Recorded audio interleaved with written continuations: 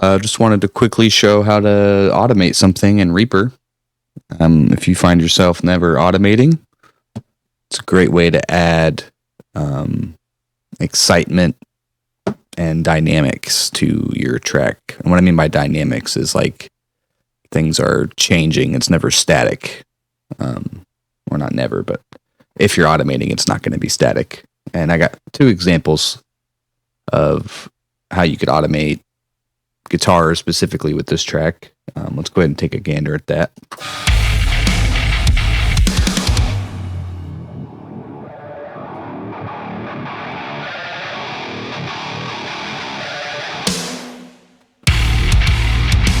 All right, so we're going to talk about both of these, but there's two different guitar automations I'm doing. Let's take a look at this first one here, which is just kind of this dissonant chord. And then it's kind of silly, but I liked it. What I'm doing here is both of these are actually the same chord. So if I bypass, let's see here. I'm pretty sure there's a way to just quickly bypass. Yep.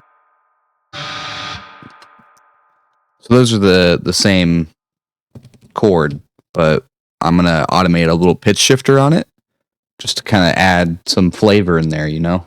So I got this little pitch shifter pulled up here, and I have it set before my amplifier, my amp sim here. So my amp sim is running like normal. I have another instance that just has a pitch shifter. And specifically with this plugin, I had to do some extra steps, but usually you don't have to do this. I had to right click and assign this to a slot. Most plugins don't require you to do that. That's just kind of something this lets you do custom.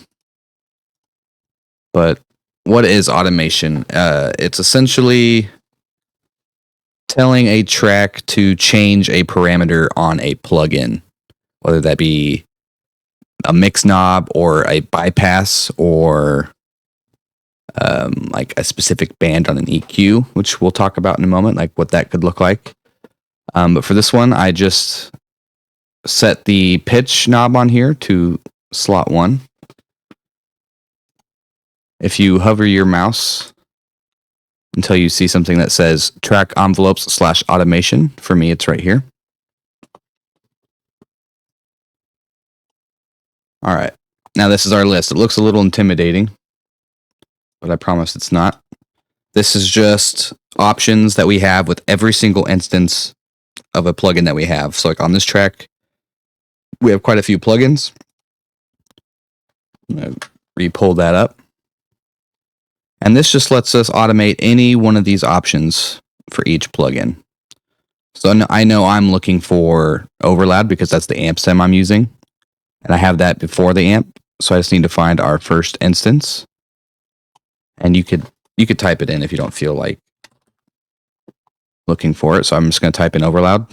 And I know this top one here is the one I'm looking for. And you just click active. I've already done that. And that'll pull up this little blue bar under our track.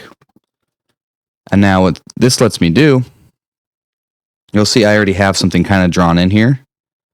And you see how our pitch is at 0 right here? When I play this, the shape is going to, the way I have it drawn, is going to pull the pitch up and then slightly, or not slightly, it's going a whole octave down very rapidly. So while I play this, kind of watch right here where this 0 is. Not sure why there we go. And you'll see that it quickly goes down to 12 semitones. And then lets it go back up to 0 because it's just a really quick effect. But we could get really creative with that. So we can add points. You can shift click to add ones that are going to attach to the grid, or you can control click to point or create a point anywhere on the track for like a real specific spot. What I usually like to do is what I call an anchor point. So if I'm going to try to affect this specifically, I'm going to put a point before and after it, and then 2 more points on the inside of those. and those will be kind of what I'm using to draw. So we could have it do some crazy stuff like that. So it looks like it's going up, down, then back up. You could just have it go straight down. And this is specifically with the pitch plugin, but you can automate anything. You can automate EQs, compressors, synthesizers, pretty much anything that you have going on in your effects chain. You can have it change throughout your timeline on your song. I don't really need that for this spot. I'm going to get rid of that. And then let's take a look at this little EQ sweep. I love this move. So this is what it does, or is how it sounds by itself.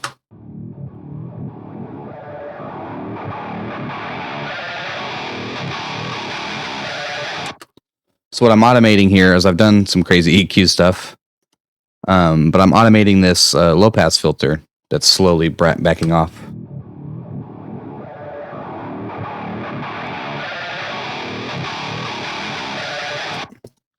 And I'll quickly show you how I did that. I'm using Pro Q, but you can use literally any EQ. All you would have to do is find out which band. So I need the green one. So if I click this green one, I can see it is band 1 right here. So if I click this purple one, it's band 3. The one I want is green, band 1. I'm going to highlight that, find that right there. The only reason why that's important is so I know when I go to automate which band I need. So if I go up to my filter and I type in Pro, you can see band 1 frequency is what I'm looking for. And again, this will work for any EQ you have. You just need to make sure you have the right band selected. For this specific mood, you're going to need a low pass filter. You could literally do the opposite if you want. If you want it to start really brittle and then kind of mellow out, you could do that. This is kind of starting really muffled and slowly bringing in that detail. And so I pulled up this automation window, selected band 1 frequency active in my envelopes window here. And then I had it start. If I hover right here, if I read this little pop-up window, it's telling me I have the band starting at 153 hertz. And as it slowly goes across the timeline, it just fully pretty much shuts off that band by the time it gets over here.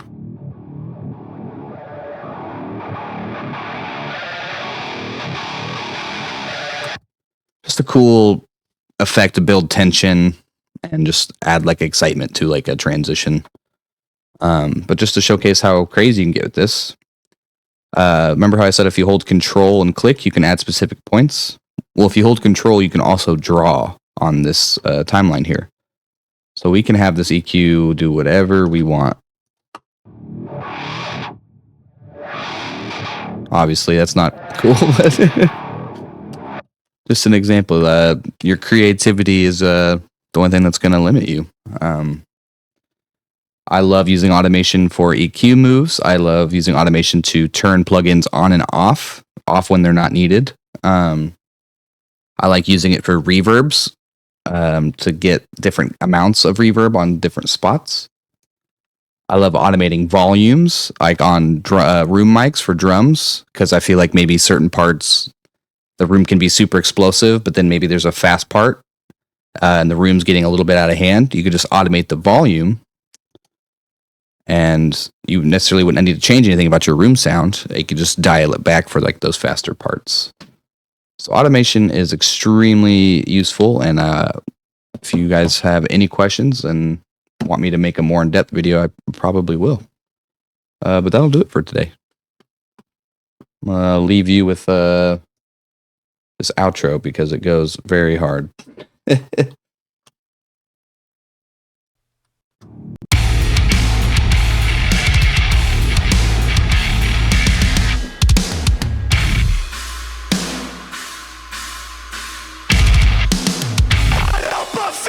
Every time that you come near, I am angry.